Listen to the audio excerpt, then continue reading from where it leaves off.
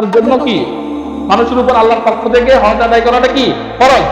কার কোন মানুষের জন্য? যারা সামর্থ্যবান, যারা সামর্থ্যবান। রাসূল আকরাম সাল্লাল্লাহু আলাইহি ওয়াসাল্লাম হাদিসের মধ্যে ইরশাদ করেন যে ইন্নাল্লাহা ফারাদা আলাইকুমুল হাজ্জা ফাহুজ্জু, আল্লাহ তাআলা তোমাদের উপর হজ ফরজ করেছেন, অতএব তোমরা হজ করো। রাসূল সাল্লাল্লাহু আলাইহি ওয়াসাল্লাম এবারে চুপ থাকলেন। উনি তৃতীয়বার যখন সুয়াল করলেন, আবার সুয়াল করলেন যে প্রত্যেক বছর কি হজটা করা লাগবে? তখন রাসূল সাল্লাল্লাহু আলাইহি ওয়াসাল্লাম উত্তর দিলেন লাউ কুলতু নাআম লা ওয়াজাবাত, আমি যদি বলি হ্যাঁ প্রত্যেক বছর করা লাগবে, যদি এই উত্তর দিই তাহলে কি হবে? প্রত্যেক বছরের জন্য হজ ফরজ হয়ে যাবে।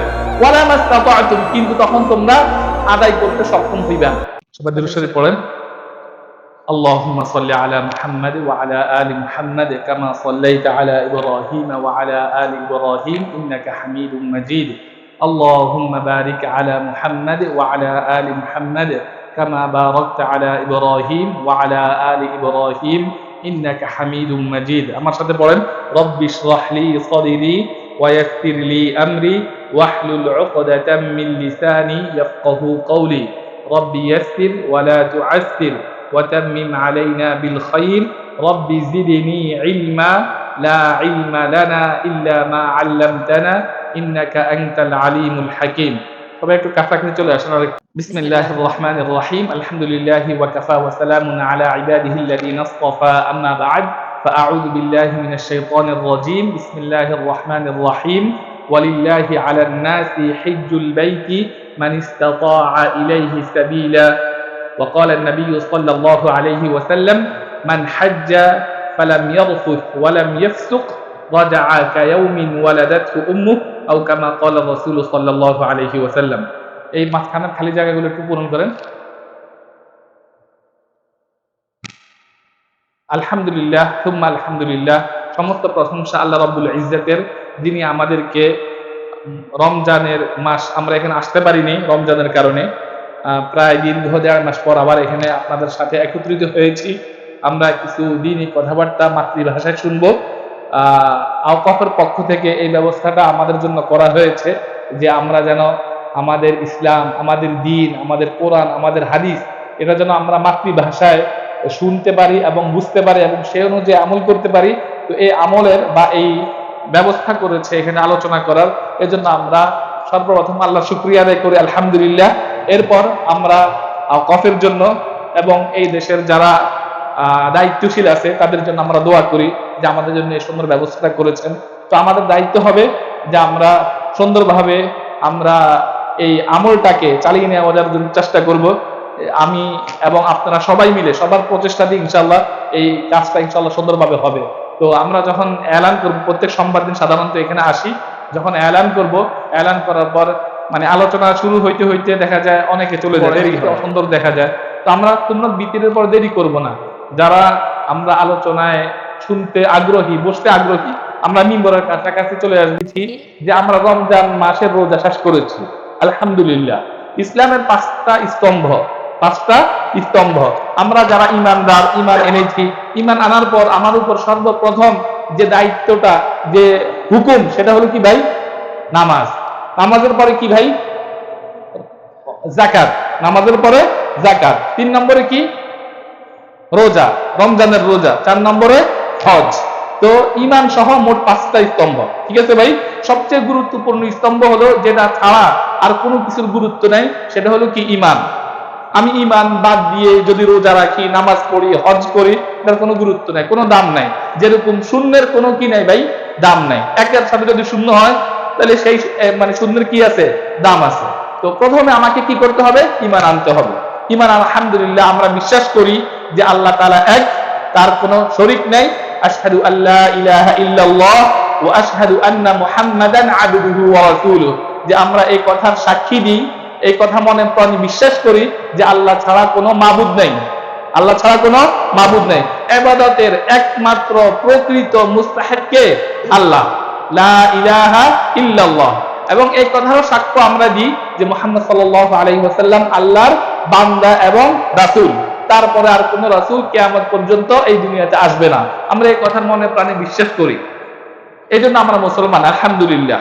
এর পরবর্তী যে ঈমান আনার পর আমাদের উপর সর্বপ্রথম যে দায়িত্বটা সেটা হলো কি ভাই? নামাজ। আচ্ছা, নামাজ এটা কি শারীরিক কাজ নাকি এটা টাকা পয়সার সাথে সম্পৃক্ত? শারীরিক। এটাকে বলে ইবাদা বাদানিয়া। ইবাদা বাদানিয়া, শারীরিক কাজ, শরীরের সাথে। যাকাত এটা কি শরীরের সাথে সম্পৃক্ত না টাকার সাথে?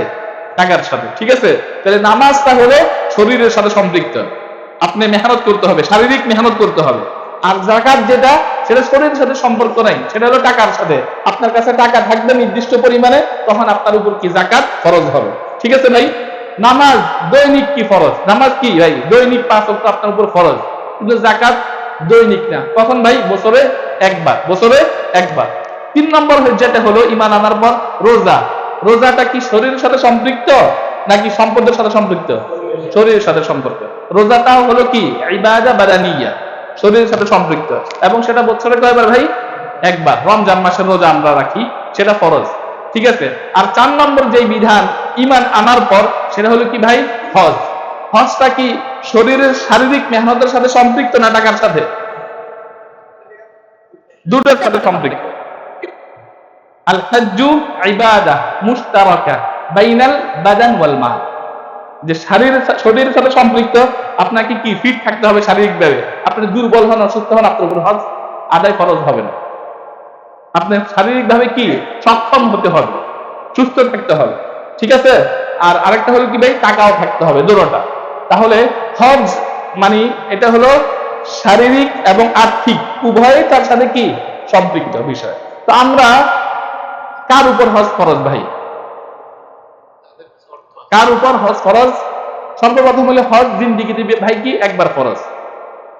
যেরকম নামাজ প্রত্যেক দিন ফরজ, রোজা প্রত্যেক বছর একবার ফরজ, যাকাত প্রত্যেক বছর একবার ফরজ, হজ জিন্দেগিতে কি একবার ফরজ। আপনার উপর যদি হজ ফরজ হয়, আপনি হজ আদায় করার পর আপনার দায়িত্ব আদায় হয়ে গেছে। এরপরে যদি আপনি আবার করেন, সেটা নফল হিসাবে বিবেচিত হবে। কি হবে ভাই? নফল, সেটা ফরজ না। ফরজ তো আপনি আদায় করে ফেলেছেন। ঠিক আছে। তো হজ জিন্দেগিতে কি ভাই একবার ফরজ হয়। যখন আপনার উপর হজ ফরজ হবে, তখন আপনাকে দেরি করা যাবে না, সাথে সাথে আপনাকে কি হজ আদায় করতে হবে। কারণ আপনি জানেন না ভাই, আগামীকালকে আপনি কি জীবিত থাকবেন না মারা যাবেন, আপনি জানেন? জানি না।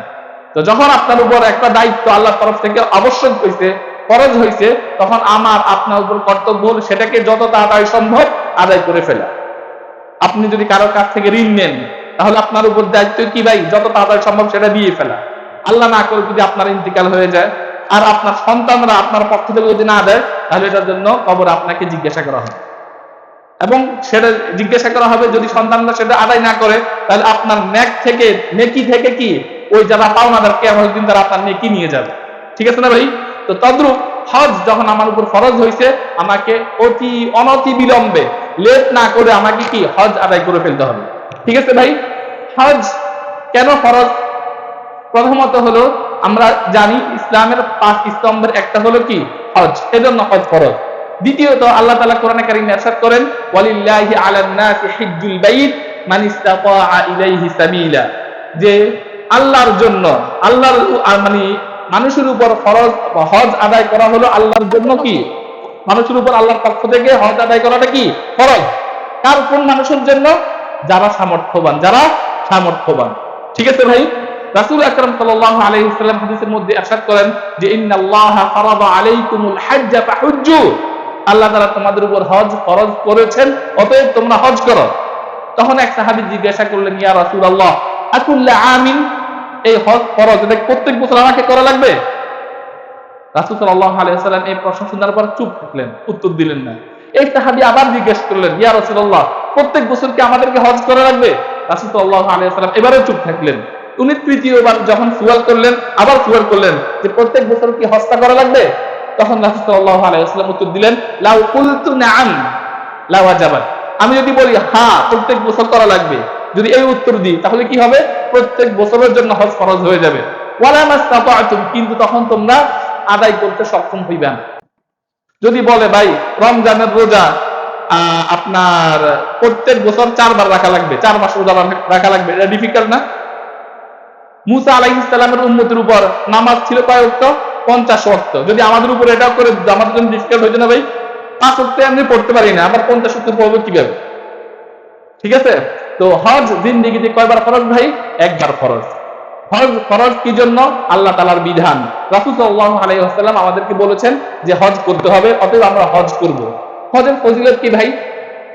হজ করলে কি ফায়দা, কি লাভ? প্রথমত ফজিলত হলো যে আল্লাহ রাসূল সাল্লাল্লাহু আলাইহি ওয়াসাল্লাম বলেছেন যে তোমরা তাবিউ বাইনাল উমরাতি ওয়াল হজ, তোমরা হজ এবং উমরা করতে থাকো। মানে যখন আমি হজ করব পাশাপাশি উমরাও করব, বা যখন উমরা করব তখন আমি হজও করব। মানে দুইটাকে আমি কি চলমান রাখবো। কি জন্য? কারণ হজ উমরা করার দ্বারা বান্দার গুনাহ আল্লাহ তাআলা মাফ করে দেন, এবং দরিদ্রতা, মানুষের মধ্যে যে অভাব, সেটাও কি আল্লাহ তাআলা দূর করে দেন। আপনারা বলতে পারেন ভাই হজ উমরা করলে তো অনেক টাকা পয়সা খরচ হয় না, তো এটার দ্বারা দরিদ্রতা কেমনে দূর হবে? প্রশ্ন আসে না ভাই? মানে এটার দ্বারা আমি যে মানে অভাবী, এই অভাব দূর হবে কিভাবে? হজ করলে তো আরো টাকা পয়সা লাগে। বর্তমানে হজ করতে 7 থেকে 7.5 লাখ লাগে বাংলাদেশি টাকায়। কাতারি রিয়াল প্রায় 22,000 রিয়াল। কিন্তু কাতার থেকে যদি আপনি যান 35 থেকে 40,000 রিয়াল লাগবে। বাংলাদেশ থেকে গেলে কয় লাখ টাকা? 7 থেকে 7.5 লাখ টাকা। ঠিক আছে, তো এত টাকা যদি আপনি খরচ করেন তাহলে আপনার অভাব আরো বাড়বে না কমবে? আমরা মনে করি আরো বাড়বে, কিন্তু বাস্তবে হাদিসের বক্তব্য অনুযায়ী আমার অভাব কি কমে যাবে। এটা আমাকে বিশ্বাস করতে হবে। কি করতে হবে ভাই? বিশ্বাস করতে হবে। এটা যদি বিশ্বাস করি তাহলে আমি প্রকৃত মুসলমান, যে আল্লাহ যা বলেছেন, আল্লাহ রাসূল যা বলেছেন সেটা সত্য, যদি আমার মাথায় না ঢুকে। দান সৎকার করলে সম্পদ কখনো কি কমে না, এটা কি ভাই বাড়ে। কিভাবে বাড়বে? আল্লাহ বাড়ায় দিবেন। বাড়ার শুধু অর্থ এটা না যে আমার 2,000 টাকা বেতন, আমার এখন 4,000 টাকা হয়ে গেছে, না। আপনার এই বেতনের মধ্যে আল্লাহ তাআলা কি দিবেন ভাই? বরকত দিয়ে দিবেন। অনেক খরচ আপনার লাগবে না। কারো মনে করেন 5,000 রিয়াল বেতন, তার ফ্যামিলির দৈনিক হসপিটালে তার দৌড়াদৌড়ি করে লাগে, তো ওখানে কত টাকা চলে যায়। আজকে তার গাড়ির এই সমস্যা হয়ে গেছে, এখানে 1,000 টাকা রিয়াল খরচ হয়ে গেছে মেকানিকের পিছনে, আর কালকে ওই সমস্যা। তো এটা একটা এক্সাম্পল বললাম যে বরকত উদ্দেশ্য। ঠিক আছে, আমার টাকা পয়সা ইনকামের মধ্যে যদি বরকত হয় সেটা হলো উদ্দেশ্য, এবং সেটা হলে এনাফ। তো যাই হোক, আমি যেটা বলতে চাচ্ছি সেটা হলো যে হজ উমরা করার দ্বারা আল্লাহ তাআলা গুনাহ মাফ করে দিবেন এবং দরিদ্রতা দূর করে দিবেন, এক। দ্বিতীয়ত হলো হজ যে ব্যক্তি করবে এবং হজের মধ্যে কোন রকম পাপাচার অন্যায় কাজ করবে না, সে হজ করার পর নিষ্পাপ সন্তানের ন্যায় কি দেশে ফেরত আসবে। ঠিক আছে ভাই? হজ করার পর নিষ্পাপ সন্তান নেয়, যেদিন তার মা তাকে জন্ম দিয়েছে সেদিন যেরকম সে নিষ্পাপ ছিল, এইভাবে সে নিষ্পাপ অবস্থায় কি ফেরত চলে আসবে দেশে। ঠিক আছে। 3 নম্বর যেটা হাদিসে আল্লাহ রাসূল সাল্লাল্লাহু আলাইহি ওয়াসাল্লাম বলেছেন, আল হাজ্জুল মাবরুর লাইসা লাহু জাযাউন ইল্লাল জান্নাহ। কবুল হজের সওয়াব হলো ডাইরেক্টলি জান্নাত। জান্নাত ব্যতীত তার কোনো অন্য কোনো প্রতিদান নেই, শুধু জান্নাতে তার কি প্রতিদান। এখন কবুল হজ কাকে বলে ভাই? কবুল হজ কাকে বলে? কবুল হজের জন্য 4টা শর্ত। কয়টা শর্ত? 4টা। প্রথমত, ব্যক্তিকে হজ করা লাগবে একমাত্র আল্লাহকে রাজি খুশি করার জন্য। কাকে ভাই? রাজি। আমাদের দেশে দেখবেন অনেকে হজ করে হাজী সাহেব এই উপাধি লকব ব্যবহার করার জন্য। তার কোনো সে না ডক্টর, না ইঞ্জিনিয়ার, না মাস্টার সাহেব, না উকিল সাহেব, তার কোনো ডিগ্রি নেই। এখন একটা ডিগ্রি কি করতে হবে ভাই? হাজী সাহেব। বা মানুষে কি করবে, কি বলবে? তো মানুষকে রাজি খুশি করার জন্য না, আমি হজ করব কাকে ভাই? আল্লাহকে রাজি খুশি করার জন্য। এটা শুধু হজ না, সব আমলের ক্ষেত্রে। ঠিক আছে, এক। দ্বিতীয় নম্বর হলো আমি হজ করব কার তরিকা অনুযায়ী? রাসূল সাল্লাল্লাহু আলাইহি ওয়াসাল্লাম যেভাবে হজ করেছেন সেটা আমাকে জানতে হবে, তারপর সেই অনুযায়ী আমাকে কি করতে হবে?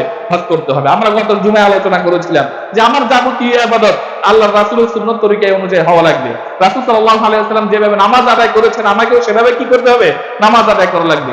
রাসূল সাল্লাল্লাহু আলাইহি ওয়াসাল্লাম যেভাবে হজ পালন করেছেন আমাকেও সেভাবে হজ পালন করা লাগবে। ঠিক আছে ভাই? এটা 2 নম্বর শর্ত। 3 নম্বর শর্ত হলো আমার হজের টাকাটা হালাল কামাই থেকে হতে হবে। আমার হজের টাকাটা কি ভাই? হালাল কামাই থেকে হওয়া লাগবে। যদি সেখানে হারাম থাকে সেই হজ কি হবে না? কবুল হবে না। 4 নম্বর যে শর্ত, হজ করার সময় ভাই আমি আলহামদুলিল্লাহ আল্লাহ তাআলা আমাকে তৌফিক দান করেছেন, আমি 2010-এ হজ করতে গেছিলাম। আমার আব্বা মা ওনারা দেশের থেকে আসছে, নানু সহ আমি এখান থেকে গেছিলাম হজ করার জন্য। ভাই হজের মধ্যে অনেক সমস্যা হয়, এত মানুষের গ্যাদারিং, 19 থেকে 20 হইলে খবর থাকে না মানুষের, অহেতুক ঝগড়া লাগে, মারামারি করে, গালিগালাজও করা হজের সময়। এই যারা মনে করেন বিভিন্ন হজের এজেন্সির মাধ্যমে বাংলাদেশ থেকে মানে সৌদি আরবে আসে, থানার মধ্যে একটু যদি উলট পালট হয়, যারা নিচে তাদেরকে গালিগালাজ শুরু করে, ভাই আমাদের থেকে এত টাকা নিচ্ছেন তো আমাদের সেইভাবে সার্ভিস দিচ্ছেন না। তো যাই হোক, যেটাই সমস্যা হোক সেটা সবার ক্লিয়ার করে ভালোভাবে তাকে বলতে হবে, ঠিক আছে। কিন্তু এখানে যদি গালিগালাজ করে এই পবিত্র মক্কা শরীফে বসে, তাহলে জিনিসটা কি হয় না, সুন্দর হয় না। কারো সাথে 19 থেকে 20 পেলে মারামারি করে, ঝগড়া করে। তো আমার হজ যদি যাবতীয় খারাপ কথা, খারাপ কাজকর্ম, ঝগড়া জাতি এগুলা থেকে যদি মুক্ত থাকে, তাহলে সেই হজটা কি হবে, কবুল হজ হবে। আর এই হজের তাহলে ইখলাস থাকা লাগবে, রাতুল সুন্নত তরিকা হজটা করা লাগবে, হালাল কামাই থেকে হজটা হওয়া লাগবে। 4 নম্বর হলো যাবতীয় খারাপ কথা, খারাপ কাজ, গালিগালাজ এগুলোর থেকে কি মুক্ত হওয়া লাগবে। তাহলে আমার এই হজটা কি কবুল হজ হবে, তাহলে আমার এই হজটা কবুল হজ হওয়া লাগবে। আর এই হজের সওয়াব কি ভাই, জান্নাত। হজের সওয়াবটা কি ভাই, জান্নাত। তো আমরা ইনশাআল্লাহ সবাই যারা, এখন আমি আলোচনা করব এর আগে যে হজ কখন আমার উপর ফরজ। 5টা শর্ত পাইলে কি, আমি এখন আলোচনা শেষ করবো ইনশাআল্লাহ। 5টা শর্ত পাওয়া গেলে হজ ফরজ। 1 নম্বর হলো ভাই মুসলমান হওয়া লাগবে, আলহামদুলিল্লাহ আমরা মুসলমান, কাফের উপর হজ ফরজ না। 2 নম্বর হলো আকেল হওয়া লাগবে, কি ভাই, আকেল মানে জ্ঞানী, অর্থাৎ পাগল না, সুস্থ মস্তিষ্ক সম্পন্ন হওয়া লাগবে, ঠিক আছে। অতএব পাগলের উপর হজ ফরজ না। 3 নম্বর হলো ভাই প্রাপ্ত বয়স্ক হওয়া লাগবে, বালেগ হওয়া লাগবে, যেই বয়সে আপনার উপর নামাজ ফরজ হয়। অতএব ছোট বাচ্চা 10, 11, 12 বছর এ বা প্রাপ্ত বয়স্ক বা ছেলে না, অতএব লোক না, অতএব তার উপর হজ ফরজ না, অতএব বাচ্চার উপর হজ ফরজ না। 3টা শর্ত। 4 নম্বর শর্ত হলো ভাই গোলাম হওয়া, মানে আজাদ হওয়া লাগবে, কি হওয়া লাগবে, আজাদ। গোলাম বাদী যারা, এদের উপর হজ কি ফরজ না, স্বাধীন। আমরা কি ভাই স্বাধীন মানুষ, কারো কি গোলাম না। আগেকার যুগে গোলাম দাস প্রথার প্রচলন ছিল, গোলামবাদীর এখন নাই। তো স্বাধীন হওয়া লাগবে, ব্যক্তি কি হওয়া লাগবে, স্বাধীন হওয়া লাগবে। যে ব্যক্তি গোলাম, সে তো ও তার মনিবের সাথে কাজ করার জন্য দায়বদ্ধ, সে তো আর বাহিরে যাওয়ার সুযোগ নেই তার, তাই না। এই 4টা শর্ত। 5 নম্বর যেটা শর্ত সেটা হলো মেইন গুরুত্বপূর্ণ, যে আপনার সামর্থ্য থাকা লাগবে। কি থাকা লাগবে ভাই, সামর্থ্য থাকা লাগবে। সামর্থ্য কিভাবে, এই যে হজের প্যাকেজ 35 দিন অথবা 40 দিন, এই সময়কার মক্কা শরীফে আসা যাওয়ার যে খরচ, আপনার ফ্যামিলির যতটুকু খরচ লাগবে তা বাদ দিয়ে, আপনার বউ বাচ্চা আছে বা মা বাবা আছে, তাদের পিছনে যা খরচ লাগবে এই 40 দিনের মধ্যে, মনে করেন তাদের 20,000 রিয়াল, 20,000 টাকা বা 50,000 টাকা লাগবে তাদের চলার জন্য, এই পরিমাণ টাকা বাদ দিয়ে যদি আপনার কাছে 7 লাখ টাকা থাকে, অথবা ঠিক আছে 7 লাখ টাকা থাকে, যদি বাংলাদেশ থেকে যদি আপনি যাইতে চান, এই পরিমাণ যদি টাকা থাকে আপনার কাছে এক্সট্রা, অতিরিক্ত, আপনার ঋণও নাই মনে করেন, ঠিক আছে, তাহলে আপনার উপর কি ভাই হজ ফরজ হয়ে যাবে। কথা বুঝছেন সবাই। এটার জন্য মানে 1 বছর ওই যাকাতের মধ্যে 1 বছর অতিক্রান্ত হওয়া জরুরি না। আপনার উপর টাকা আসছে, আপনার ফরজ হজ ফরজ হয়ে গেছে। অতএব অনতি বিলম্বে, আমাদের দেশে একটা কথা আছে ভাই, হজ করবো বুড়ো হইলে, এটা একদম গলত কথা ভাই। বুড়া যারা, এরা হজ করতে পারে না, হজের যে রোকন গুলো আছে এগুলো আদায় করতে পারে না, কিছুক্ষণ পর পর বসে থাকে, হাঁটতে পারে না, চলতে পারে না, তার জন্য আরেকজন সাথী লাগে। বরঞ্চ এই বুড়ার সাথে যারা আছে তারাও পেরেশানিতে পড়ে যায় বুড়ার জন্য, কারণ সবাই তো একটা দলবদ্ধ, এখন একজনের সমস্যা হয়ে গেছে, বাকিরাও পেরেশানিতে পড়ে গেছে যে ওনাকে ছাড়া আমরা সামনে কিভাবে যাবো। কথা বুঝছেন ভাই। তো আমরা হজ করবো যখন আমার পূর্ণ শক্তি আমার মধ্যে কি থাকে। বুড়া হইলে আমি হজ করবো, এই কথাটা গলত। আপনার উপর টাকা পয়সা আপনার কাছে আছে, আপনি কালকেই বা আগামী বছর বা পরের বছর আপনি একটা প্ল্যান করেন, আপনি চলে যান ইনশাআল্লাহ। কারণ আপনি জানেন না আগামী কালকে কি হবে, হয়তো আপনি মরেও যেতে পারেন। তো এই জন্য ভাইরা আমাদের উপর যাদের কাছে টাকা পয়সা, আমি যে শর্তগুলো বললাম, আলহামদুলিল্লাহ 4টা শর্ত সবার মধ্যে আছে। আমি মুসলমান, আমি প্রাপ্তবয়স্ক, আমি জ্ঞান সম্পন্ন, আমি স্বাধীন। 4 নম্বর শর্ত যে টাকা পয়সা যদি আমার কাছে থাকে, তাহলে আমার উপর কি হয়ে যাবে, ফরজ হয়ে যাবে। এখন আপনি আপনাকে জিজ্ঞাসা করেন আপনার কাছে টাকা পয়সা পরিমাণ আছে কি নাই, যদি থাকে তাহলে আপনি হজ আদায় করার জন্য একটা প্ল্যান করেন, প্রোগ্রাম করেন, সংকল্প করেন, আল্লাহ তাআলা আপনার জন্য সহজ করে দিবে ইনশাআল্লাহ। তো আমি কথা লম্বা করব না। হজ ফরজ হয়েছে কত বছর বয়সে ভাই?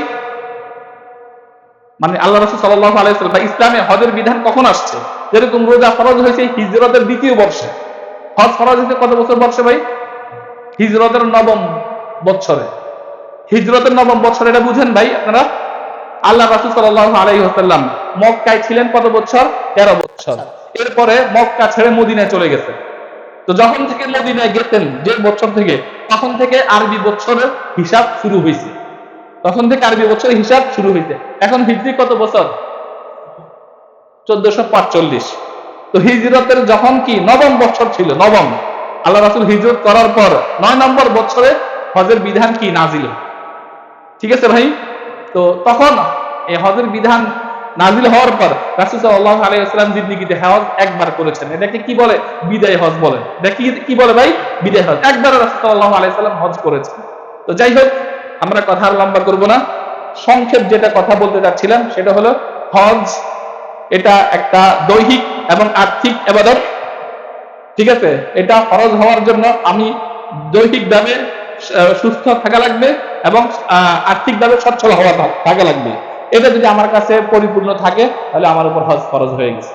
ঠিক আছে? হজ যদি ইবনে ওমর রাদিয়াল্লাহু আনহুর একটা বক্তব্য বলে শেষ করব, কারো উপর যদি হজ ফরজ হয় আর সে যদি হজ না করে মারা যায়, তো উনি বলেন এই ব্যক্তি ইহুদি হয়ে মারা যাক বা নাসারা হয়ে মারা যাক, এটা আমার কাছে কি আমি কোনো পরোয়া করি না। অর্থাৎ হজ ফরজ হওয়ার পর যদি কেউ যদি হজ পালন না করে মারা যায়, তাহলে তার পরিণতিটা ভালো না হইতে পারে, পরিপূর্ণ মুসলমান হিসাবে তার মৃত্যু নাও হইতে পারে। তো এই জন্য ভাইরা আমার, আপনাদের উপর যাদের উপর হজ ফরজ হয়েছে, এই কথা আমরা কখনো মনে করব না যে আমি বৃদ্ধ বয়সে 40, 45, 50 বছর বয়সে একেবারে হজ করে ভালো হয়ে যাব, তারপর আর কোনো কি অন্যায় করব না।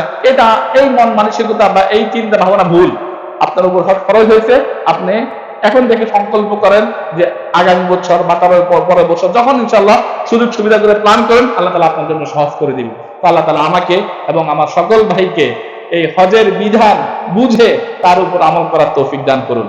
আমরা দোয়াটা পড়ে নিই, সুবহানাকাল্লাহুম্মা ওয়া বিহামদিকা আশহাদু আল্লা ইলাহা ইল্লা আনতা আস্তাগফিরুকা ওয়া আতুবু ইলাইক। বারাকাল্লাহু ফিকুম।